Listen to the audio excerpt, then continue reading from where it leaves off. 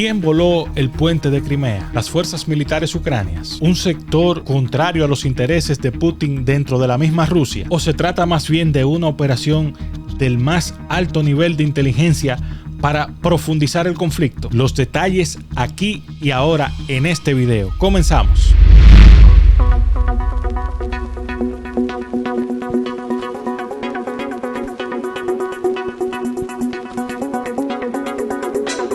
Saludos amigos, bienvenidos a Líneas de Guerra, el canal de YouTube dedicado a analizar la actualidad política alrededor del mundo. La guerra en Ucrania va a un ritmo demencial. En las últimas 2 semanas han ido sucediendo acontecimientos que empujan a uno a pensar a que ya estamos llegando al cenit del conflicto, al punto máximo, al punto en el que las fuerzas en conflicto deciden o ir con todo contra el otro o simplemente iniciar la negociación para terminar el conflicto. Claro, en este tipo de cosas donde está envuelta la política, donde está envuelta la guerra y donde están envueltos aspectos económicos, es muy difícil uno determinar claramente cuándo llega a ese punto, porque depende de muchísimos factores que la propaganda trata de mantener en secreto. Hay que ir por detrás de línea. Pero el hecho más importante para mí en esta guerra, en la última etapa, fue sin duda alguna la voladura del puente de Crimea, del puente de Kerch, que tiene una simbología histórica importante, sobre todo para Rusia. ¿Por qué? Porque este puente fue inaugurado en el año 2018, pero se empezó a construir a partir del año 2014, en el momento en que Putin se anexiona a Crimea, que es el hecho histórico que marca el inicio de Rusia como un actor importante en el ámbito de la escena global, que marca el regreso de Rusia a ser una pieza clave. Para muchos es el momento en el que se rompe la paz obligada a la que estaba sometida Rusia con Estados Unidos, porque a partir de allí, pues ya Rusia y Estados Unidos dejaron de ser aliados tácticos, aliados estratégicos, para Rusia convertirse en un actor del escenario geopolítico que estaba reclamando su propio espacio. Este puente es, sin lugar a dudas, el símbolo que marca el inicio de Putin como un líder de trascendencia global. Es decir, ya estamos aquí los rusos reclamando nuestro propio espacio. Al punto tal, nos sentimos tan listos que ya estamos empezando a conquistar territorio. Y ese territorio, la península de Crimea, era y es de por sí un territorio estratégico importante. No solamente por los recursos que tiene, sino que por su posicionamiento sirve para el transporte de recursos de todo tipo y también para mantener el control geomilitar de toda el área. Y es justamente en este aspecto en donde nosotros vamos a enfocar qué pasó con ese puente. Porque en el contexto de esta guerra entre Rusia y Ucrania, de esta intervención militar que está teniendo Rusia en Ucrania, en el contexto en que se da la voladura de este puente, han surgido muchas teorías porque no está claro quién, cómo y por qué lo hizo. En primer lugar, pues Rusia inmediatamente salió a atribuir la autoría de esta acción precisamente a los cuerpos de seguridad de Ucrania. Dijo el Kremlin que se trataba esta voladura de una acción de agresión de Ucrania a través de sus servicios de inteligencia contra Rusia, porque la realidad es que el puente en sí es un valor estratégico y simbólico en esta guerra, en este conflicto.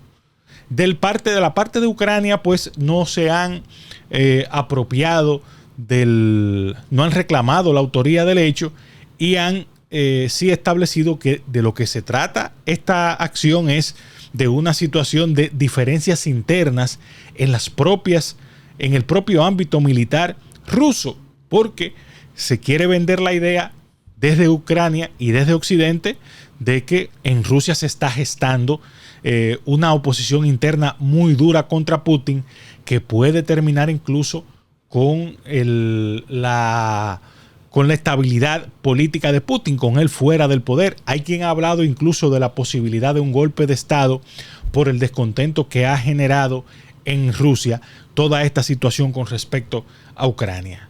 Esas son, digamos que, las dos posiciones que públicamente han asumido cada uno. Fíjense un detalle, ninguno ha reclamado la autoría del hecho.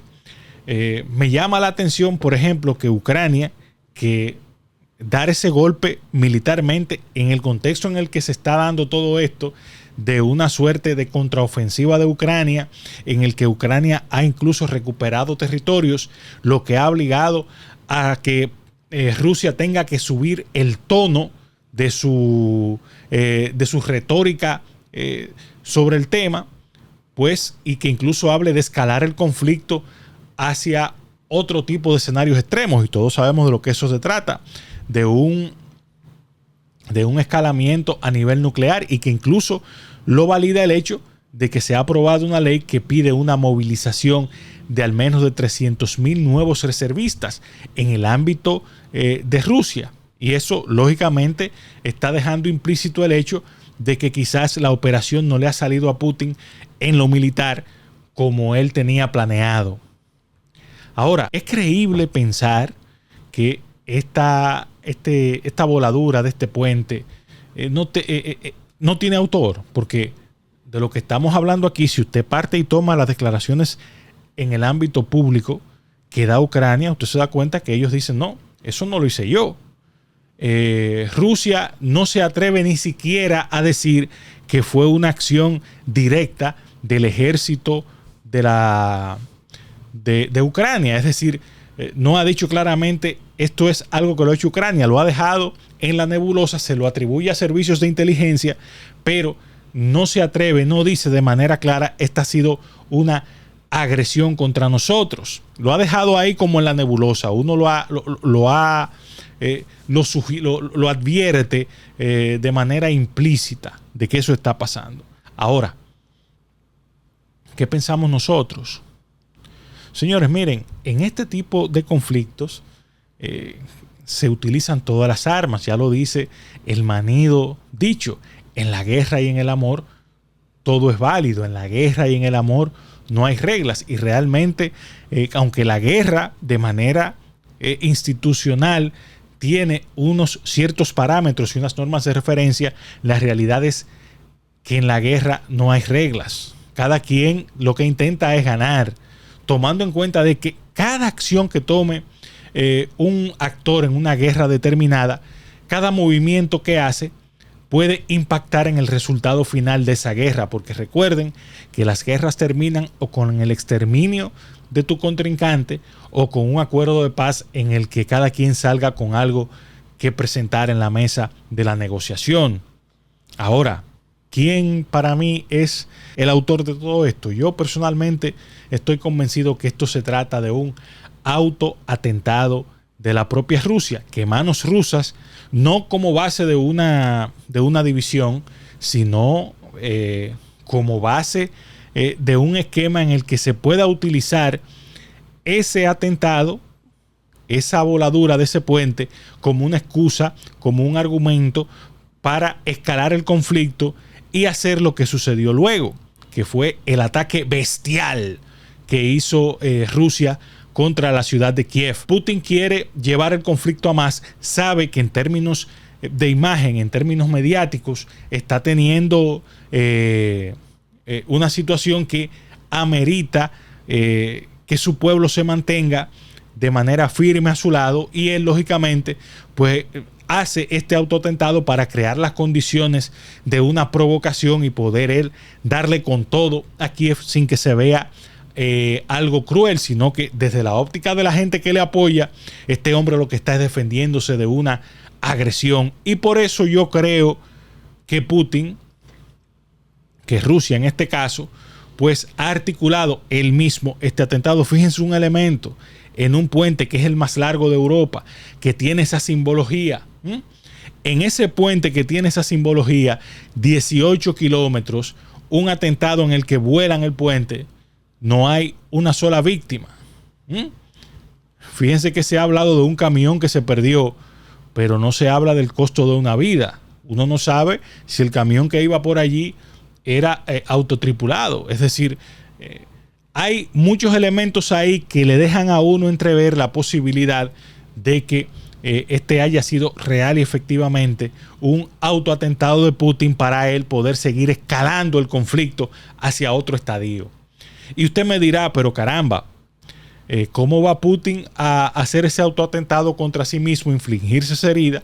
Porque ello le implicaría que él está demostrando cierta debilidad, cierta fragilidad.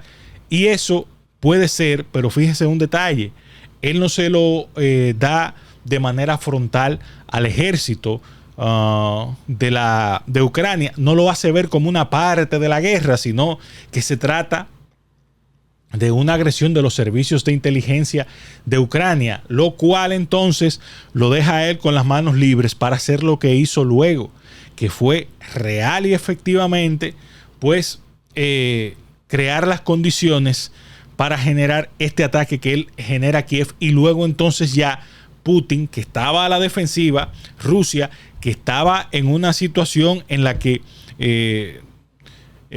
se mantenía defendiéndose de una contraofensiva por parte de Ucrania, ahora se pone a la ofensiva, ahora toma el control, ahora se ve como el hombre poniendo las cosas en orden. El más grande en el conflicto, creando las condiciones para dar un golpe sobre la mesa como lo dio en Kiev, que le sirve de advertencia a Occidente para que no siga entrometiéndose o para que ese apoyo no sea tan decidido, y por el otro lado también le inflige daño en la moral de los ucranios en todo este conflicto. Y entonces vira las tornas y pone a la defensiva a Zelensky, que ya incluso está hablando, está pidiendo al G7 que cree un escudo aéreo para evitar este tipo de ataques sobre Ucrania. Claro, en todo este movimiento, esto es un ajedrez muy fino en el que lamentablemente se pierden vidas, como las que se han perdido, por ejemplo, en Kiev como consecuencia de los ataques. Y es entonces en este aspecto en el que yo personalmente pienso que es lo más lamentable de todo esto. Ahora, ¿en qué va a parar esto? Obviamente, ya Putin vuelve a tomar el control de la ofensiva, ya es él el que está atacando y ya empieza entonces a definirse, a colocarse en una posición de fuerza para lo que se prevé en el futuro cercano con respecto a este conflicto, que se sienten en la mesa de la negociación y Putin pueda lograr su principal objetivo estratégico, que es evitar que la OTAN pues camine, esté presente en las mismas puertas del territorio ruso. Y yo pienso que esa es la parte que él busca en todo esto. Este es su primer objetivo estratégico, o digamos que lo que para él sería una ganancia política, lograr real y efectivamente que Ucrania no sea parte de la OTAN. Claro, lo que él quisiera es tener de su lado, tener en su bolsillo a todo el territorio ucranio para lograr esa gran federación que él proyecta entre Rusia, Bielorrusia y Ucrania en este bloque regional geopolítico que él quisiera tener bajo su control, o al menos tener en Ucrania un liderazgo prorruso. Como no lo puede lograr en este momento, yo pienso que él pues se daría por servido si logra tener una parte de ese territorio, la parte este, que es la parte más rica en recursos, de su lado. Y yo creo que hacia ahí es que él se está dirigiendo. Este es un conflicto que va para largo. Mírenlo desde esta óptica. Ahí lo que hubo fue real y efectivamente un autoataque por parte de Putin para él poder entonces volver a colocarse, tener en arma el argumento necesario para ir tras la ciudad de Kiev, para empezar a llevar las cosas al nivel en que él lo necesita, porque hay que decir aquí, como ya habíamos expresado en algún video anterior, que Putin está recibiendo muchas presiones de una parte importante del liderazgo político ruso, que entiende que Rusia está teniendo una reacción blanda con respecto a Ucrania, en el sentido de que ellos entienden que ha podido ser una guerra mucho menos costosa en vidas y en posicionamiento político, y que él ha podido ir a por todas. También hay que decir que este es el paso previo, es una muestra suya a través de utilizar a Crimea, ese puente, el puente de Kerch, como pretexto, esa voladura de ese puente, para él decirle a Occidente: miren, yo estoy dispuesto a ir por más, estoy dispuesto a utilizar la vía nuclear para obligarlos a ustedes a que vayamos a la mesa de la negociación, que yo creo que es al final lo que quiere Putin. Así que en este video del día de hoy queden claros. Aquí lo que hubo fue un autoatentado de Putin, se voló él mismo ese puente para luego reconstruirlo y ya utilizarlo como pivote, como comodín, para ir a un ataque duro como el que tuvo en Kiev recientemente. Hasta aquí este video del día de hoy, no sin antes invitarles, como siempre, a que le den a me gusta, se suscriban, activen la campanita de las notificaciones y compartan con sus amigos y familiares nuestro contenido. Hasta la próxima.